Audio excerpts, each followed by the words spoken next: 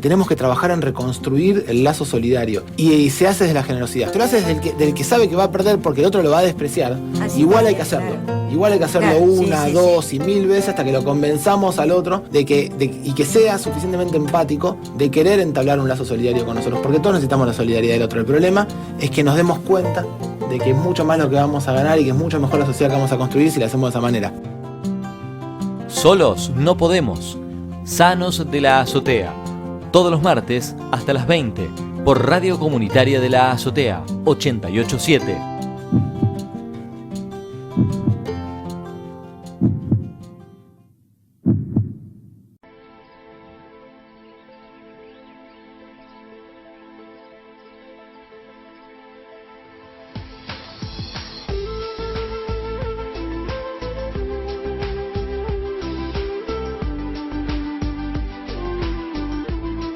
Bueno, estamos en Sanos de la Azotea, un programa de salud con idioma popular. Siempre nos gusta decir al aire que salud, educación, cultura, trabajo van de la mano. Y en realidad todos los órdenes de la vida van de la mano con la salud. Pero particularmente vamos a hacer esta relación entre salud y educación. Estamos en esta pandemia del coronavirus. Ya habíamos hablado la semana pasada con Gabriela Dueñas, doctora en psicología, licenciada en ciencias de la educación, psicopedagoga, que trabaja en distintas universidades del país. Un tema que ya nos viene llegando de distintos compañeros, compañeras, es el tema de lo que está ocurriendo con el campo de la educación. Gabriela la semana pasada nos hablaba de que estamos en una pedagogía de la emergencia. Y puntualmente ya tanto en Córdoba como en la ciudad de Buenos Aires han dispuesto las autoridades educativas de no calificar en este primer trimestre, cuatrimestre, y empezar a pensar, como también dijo el ministro de Educación, de pensar en evaluar, ¿no? De pensar en evaluar los procesos educativos en este particular contexto. Gabriela, te agradecemos mucho por la comunicación con nosotros y nosotras. No, la agradecida soy yo, Pablo, como siempre, te invitás. Lo primero que quiero hacer es retomar el primer concepto que vos estabas desarrollando y de comparto. Vos sabés que nosotros en el campo de la salud mental pensamos al trabajo como un organizador de la vida psíquica, además de ser un organizador de la vida social. Psíquicamente es un organizador. Y el preámbulo, los preliminares del trabajo es la educación, ¿no es cierto? Porque es la educación el que te abre al mundo de lo laboral. Entonces, así como es un organizador de la vida cívica para los adultos el trabajo, lo es la educación para los niños, niñas y adolescentes, ¿no es cierto? Además de ser, por supuesto, un derecho fundamental, bueno, de eso ni hablar. Así que cuando hablamos de salud, tenemos que hablar, en el caso de los niños y adolescentes, de las posibilidades de aprender y de ser educados. Esto forma parte de una perspectiva integral, carricista, de la salud, ¿no? La salud no solamente pasa por lo orgánico. Efectivamente, como estabas también vos haciendo referencia en la segunda parte de esa introducción que hiciste, en estos contextos de pandemia, de emergencia sanitaria, una de las cosas que se está visibilizando, lamentablemente, es la profunda inequidad en la que veníamos viviendo y que ahora esta cuarentena ha profundizado aún más. Es decir, cada vez tienen más privilegios, los menos que más tienen, y cada vez pierden más derechos la mayoría que tienen menos. Esto a nivel mundial, ¿no es cierto? Y en nuestro país, si bien estamos con un gobierno absolutamente comprometido con la restitución de derechos a todas las personas, lo cierto es que venimos de 4 años en los que se ha arrasado en todas las áreas de la vida social, ¿no? Con todos los derechos, y de manera particular, por tu pregunta, hubo un arrasamiento muy importante en el área del sistema educativo, que apenas a pocos días de haber asumido nuestro gobierno se encuentra con una, como dice la película, con una tierra arrasada en la que se estrella una pandemia inédita, y que justamente, como te decía, lo que está visibilizando es que esto se profundiza, la desigualdad, la inequidad. Entre otras cosas, y a modo de ejemplo, así como en otro momento, cuando hablamos del desmantelamiento del sistema de salud, ponemos como ejemplo que nos habíamos quedado hasta sin ministerio de salud. Bueno, en el campo de la educación una de las grandes pérdidas que tuvimos fue el programa Conectar Igualdad, que en tiempos como el que estamos viviendo, se padece o se sufre doblemente. Sí, doblemente porque la falta de conectividad, de recursos para conectarse, constituyen un obstáculo muy importante para poder acceder a lo que puede ofrecer la escuela de manera sistemática. Aún así, el actual gobierno, a través del Ministerio de Educación, está haciendo un enorme esfuerzo para llegar a todos los chicos de nuestro país a través de materiales en formato de papel que entregan los propios docentes que en las escuelas se están entregando las viandas para comer, a través de los canales de televisión públicos, Canal Encuentro también, que están dando clases por televisión, porque hay más del 50% de nuestros chicos que no tienen acceso a Internet, es decir que esta famosa pedagogía de lo virtual, online, de la que se llenan la boca muchos pedagogos, de verdad no es así, no es cierto. Lo que estamos observando, lo que estamos poniendo en práctica no es una pedagogía virtual, una pedagogía online, una pedagogía a la distancia. Lo que estamos viviendo es una pedagogía en contextos de emergencia sanitaria. ¿Se entiende esto? Y en esta emergencia sanitaria, algunos pocos privilegiados tienen acceso a aulas virtuales y a conectividad y educación a distancia, también con limitaciones, y otros muchos no la tienen. Con lo cual, y ante semejante inequidad, se está evaluando, se está empezando a pensar si realmente sería justo evaluar los aprendizajes que se están produciendo como se pueden en este contexto, promover o no este ciclo escolar, digo para todos los niveles, ¿no? Pareciera ser, por lo que uno está observando y monitoreando en territorio, que no sería justo. La verdad que no sería justo que un chico que va a una escuela privada, que tiene un contexto familiar con padres profesionales, que vive en una casa cómoda, con una habitación cómoda, que tiene recursos tecnológicos al alcance de su mano y que desde la escuela lo llenan de tareas y de trabajos y de actividades, pueda ser evaluado en las mismas condiciones que otro chico que está viviendo en una barriada, donde no tiene conectividad, no tiene posibilidad de estar en un lugar adecuado para poder seguir adelante con las indicaciones que le da un maestra. Entonces, frente a semejante inequidad, vamos a tener que ir pensando realmente si promover, evaluar el año es algo que es factible, ¿no? O si con esto lo que haríamos es justamente corroborar la inequidad, profundizarla aún más. Todo un tema que no les va a caer nada bien, por supuesto, a aquellos sectores privilegiados, que seguramente van a salir a decir que sus hijos sí están estudiando, y no lo dudo. Es más, me preocupan esos chicos que en estos contextos de aislamiento social están haciendo la cuarentena, angustiados porque no dejan de ser niños, por más que tengan muchos recursos económicos, angustiados, con miedo a contagiarse, con incertidumbre, tristes porque extrañan el contacto cara a cara con los amigos, digo, físicamente, ¿no?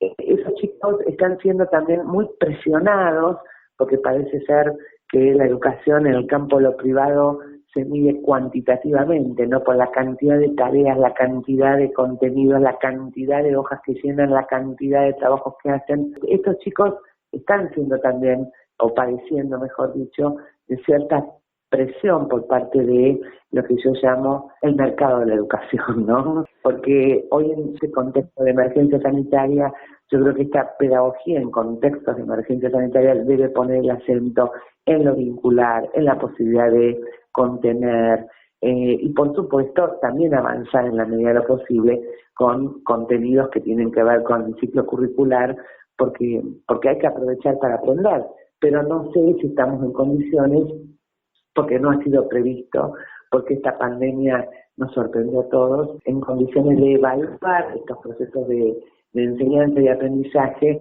que se están haciendo como se puede, ¿sí? Así es que me parece que es todo un tema para pensar y repensar en términos de derechos de los niños, niñas y adolescentes, que vengan a reclamar, que se promuevan los años escolares, que se avance en términos de evaluación. Lo cierto es que no sería justo, ¿no? Y uno enseña también con las prácticas, con las políticas, también se enseña así. Entonces, si uno promoviera o avalara las evaluaciones en estos contextos con la misma vara para todos y todas, desconociendo la diversidad de contextos y la vulnerabilidad social, cultural y económica de tantos estudiantes, ¿qué estaríamos enseñando? Para quienes nos están escuchando, estamos charlando con la doctora en psicología, licenciada en ciencias de la educación y psicopedagoga Gabriela Dueñas, en relación a esto que estamos viendo en la Argentina.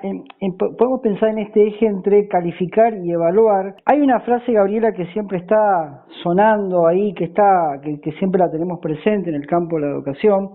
Siempre se plantea que tenemos un sistema educativo que tiene sus raíces en el siglo XIX, alumnos y alumnas del siglo XX, docentes del siglo XX yo hablo de un abismo cultural, ¿no? Y alumnos del siglo XXI, ¿no? Y esta triada que justamente engloba 3 siglos, ¿no? Es una cosa muy muy particular, y uno no deja de pensar, que vos recién lo marcabas muy bien, el rol que están teniendo las familias y cómo se traza la vida cotidiana. Esto que por ahí decía Enrique Pichón Rivière, ¿no? Con la vida cotidiana, ese lugar gris donde parece que no pasara nada, pero que en realidad está pasando todo, está pasando el mundo, y en este momento, ¿no? Mira, vos me traes a colación el tema de qué está pasando dentro de la vida familiar con estas cuestiones que hacen a lo escolar. Están pasando cosas muy complejas, están pasando cosas, como decía el antiguo presidente que teníamos, pasan cosas.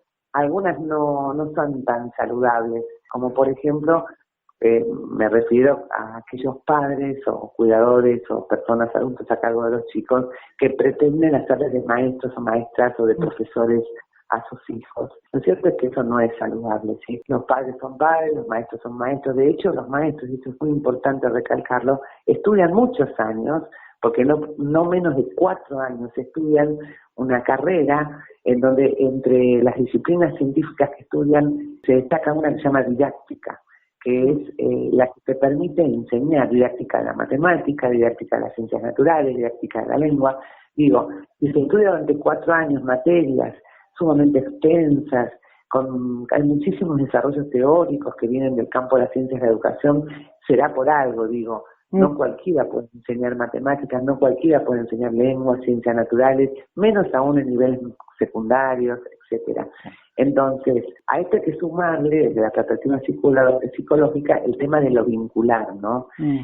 Cuando una mamá se pone en el lugar de la maestra, se corre el lugar de mamá y tampoco puede hacer el lugar del maestro. Entonces el chico se queda sin mamá y sin maestra. Por eso me parece que sería interesante, como llamamiento a los adultos, que puedan seguir conservando su espacio de cuidadores, de madres, de padres, y desde ese lugar lo que pueden hacer es preservar los horarios en que el chico tiene que estar ocupándose de realizar las tareas que el maestro indicó, la maestra indicó o el profesor, y que si los chicos tienen dudas, que se las pregunten a los maestros y a las maestras, ¿sí? No son los padres los que tienen que dar clases, porque inclusive pueden generar, y esto lo he charlado con varios docentes, problemas serios.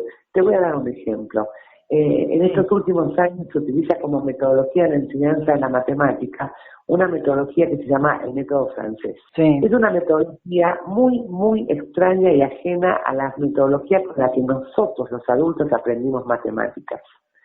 Sí, es absolutamente diferente. De hecho, la primera vez que tuve contactos con grupos aulas, pues yo tengo mucha tiza bajo las uñas, y los veía a los chicos en primaria, primero, segundo, tercer grado, con las maestras enseñando con esta metodología francesa donde van descomponiendo los números, etcétera. Yo entraba al aula, me quedaba 1 hora y media y no entendía nada. Me empecé a preocupar. Lo cierto es que después empezaba a observar en un 4º, 5º grado que los chicos hacían cálculos mentales a una velocidad que, por ejemplo, mirá, yo me doctoré y si vos me pedís que te haga una división me tengo que sentar con papel y lápiz y tardo media hora. Cuando vi chicos de 4º y 5º grado haciendo cálculos mentales a una velocidad increíble, dije, ¿qué será, no? Bueno, ¿qué será? Era este método francés que aparentemente es muy bueno. Yo no soy especialista en temáticas ni en matemáticas, y lo cierto es que cuando uno está enseñando con ese método, si alguien interviene en ese proceso de enseñanza-aprendizaje con otra metodología, le armas un lío en la cabeza al chico que después no aprende matemáticas de ninguna manera, porque es como que un método te tira por tierra todo lo que por donde te conduce el otro método, ¿se entiende o no? Sí, sí, sí. Es como si yo estoy haciendo una torta con una receta y vos venís con otra a mitad de la preparación. Seguramente va a terminar siendo un desastre. O hacemos la torta con mi receta o la hacemos con la tuya. Pero, como decía mi abuela, muchas manos en un plato causan arrebato. Entonces, los padres, las madres, los adultos en general, ninguno de nosotros aprendimos matemáticas con la metodología francesa, que es la que se está enseñando hoy a nivel nacional. Si hay algo que piden los maestros, las maestras y los profesores de matemáticas, es no se metan a enseñar porque no van a entender. De hecho, en muchas escuelas se les da cursos a los padres para que puedan entender medianamente o responder alguna pregunta a los chicos, pero primero tienen que hacer los cursos a los padres. Gabriela, vos, ¿qué desafío vos considerás en relación a este eje que yo te marcaba, que es entre calificar y evaluar un proceso, ¿no? Me refiero en esto que tiene que ver con la construcción de subjetividad, digo, tanto en los docentes, en las familias, como también en los alumnos y alumnas, ¿no? Porque vos decías claramente, en el sector privado esto queda más que claro, digo, pero en el campo de lo público, ¿también es un desafío poder entender esto en este momento particular? Sí, yo no sé si te estás refiriendo a la diferencia que existe entre evaluar resultados o evaluar procesos. Claro, sí, a eso me refiero. Bueno. No, porque en general tenemos esta idea del número, ¿no? Del 7, el 8, el 9. La verdad que somos personas. Exactamente, somos personas y lo que hay que destacar y valorizar son las evaluaciones en proceso, que son de tipo cualitativas y de carácter personalizadas, que no quieren decir individuales, y no personalizadas. Quiere decir que en el contexto de un colectivo de alumnos uno va observando qué avances hubieron en materia de aprendizaje en cada chico, teniendo en cuenta sus singulares contextos de vida, porque suponete, un chico que está aprendiendo al lado de otro en un aula de 30, ¿no? Que padeció hepatitis, te doy un ejemplo, estuvo 30 días faltando a clase porque estuvo 30, y después retoma las clases. Te estoy hablando en contextos no de pandemia, sino de normalidad. Sí. Ese chico al finalizar el trimestre, no lo puedo evaluar, entre comillas, por los resultados con la misma vara que evalúa al otro que estuvo los 30, el trimestre entero asistiendo a clases. Pero tampoco puedo desconocer que ese chico, dentro de circunstancias de vida, también hizo una serie de aprendizajes. ¿Sí? Yo tengo que evaluar esos procesos de aprendizaje y para evaluarlo tengo que mirar el proceso poniendo el acento en lo cualitativo y no medir los resultados en términos de calificaciones numéricas, ¿sí? Esto de la calificación numérica está muy asociada con estas lógicas neoliberales, donde todo tiene que tener un valor, todo vale algo, ¿sí? Algo que se asemeje al dinero, además. Bueno, ya hace rato que las distintas pedagogías críticas estamos cuestionando esto, y si bien es cierto que hay un momento, hay una instancia en donde hay que recurrir a una evaluación de tipo cuantitativa, porque hay una instancia, lamentablemente, en el sistema en el que vivimos, en que necesitamos recurrir a eso, esta debe ser complementaria a la evaluación en proceso, ¿sí? No se puede evaluar solo cuantitativamente y por los resultados. Hay que tener en cuenta los procesos y estas variables cualitativas. Si no, no es una auténtica evaluación, es una evaluación sesgada y recortada, ¿sí? Que lo que hace justamente es profundizar en equidad, lo que estábamos hablando antes, sí. Porque entonces yo no tengo en cuenta la diferencia que hay entre un niñito que estuvo aprendiendo como podía en una barriada donde comparte la vivienda con 7 hermanitos, que come una vez por día, que no tiene luz o no tiene agua, como están sin agua los chicos de la Villa 31 de Retiro, los resultados de sus procesos de aprendizaje se los estoy comparando con los de un chico en situación de country. Digo, no podemos, es incomparable. Esas son las lógicas en las que nos quieren inducir a entrar en lo que nosotros llamamos los criterios meritocráticos, ¿no? Miramos los resultados y después les hacemos creer a los individuos que esos resultados son productos de sus esfuerzos personalísimos. Y lo cierto es que no, los resultados son productos de los contextos, las condiciones de vida, las historias de vida, las políticas que hay en torno a esas condiciones de vida en las que crecen y se educan nuestros chicos. Entonces, atribuirle después a los individuos los éxitos o los fracasos es perverso y además contribuyen a generar más angustia. ¿Sí? O sea que en términos de salud mental son muy poco saludables. Te agradecemos muchísimo por la comunicación para poder reflexionar sobre estos temas que estamos viviendo en el día a día en toda la Argentina, ¿no? Porque tenemos un gran desafío en el campo de la educación con esto, en esta pandemia que todo el tiempo nos está llevando a rever las conductas que tenemos y cómo vamos construyendo salud, educación, cultura, trabajo, economía de la mejor manera posible. La batalla cultural, ¿no? Este es un tema de política, ¿sí? En este caso estamos hablando de políticas educativas. Porque estamos hablando de derechos y de políticas de salud también, porque aquellos que no obtienen los resultados que esperan algunos con determinados estándares, incluso extranjeros, sí. Por estas perversiones, estas lógicas meritocráticas, terminan atribuyéndose a sí mismos los fracasos. Entonces, vos después te encontrás con un sujeto que viene de una historia absolutamente vulnerada por falta de condiciones dignas de vivienda, de acceso a la salud, etcétera, etcétera, que no ha podido terminar la secundaria porque ha tenido que salir, suponete, a cartonear, y cuando vos le preguntas ¿por qué no fuiste a la universidad? Y él te va a decir porque no me daba la cabeza. O sea, mira la perversión de estas lógicas meritocráticas que colonizan a los sujetos y el propio sujeto se atribuye la responsabilidad de por qué no se va a la universidad. Y el de al lado, que vive en una hermosa casa, que tiene todos los servicios que necesita para vivir y estar de manera saludable, que llegó a la universidad y dice, pero yo me esforcé, por eso yo me recibí en la universidad. Es perverso. Es perverso y grandes desafíos tenemos como sociedad, ¿no? Salir de este tipo de estigmas, ¿no? Que terminan haciéndonos creer como sujetos, como personas, como sujetos de derecho, de que valemos menos, básicamente, ¿no? Y no, justamente es una trampa. Y nos miden inclusive con números. Bueno, Gabriela, muchísimas gracias por la comunicación con nosotros acá en Mar del Plata, y bueno, ahí seguiremos siguiendo bien de cerca este tema. La agradecida soy yo, Pablo. Gracias por visibilizar este tema, Bueno, un abrazo grande para todos en Mar del Plata.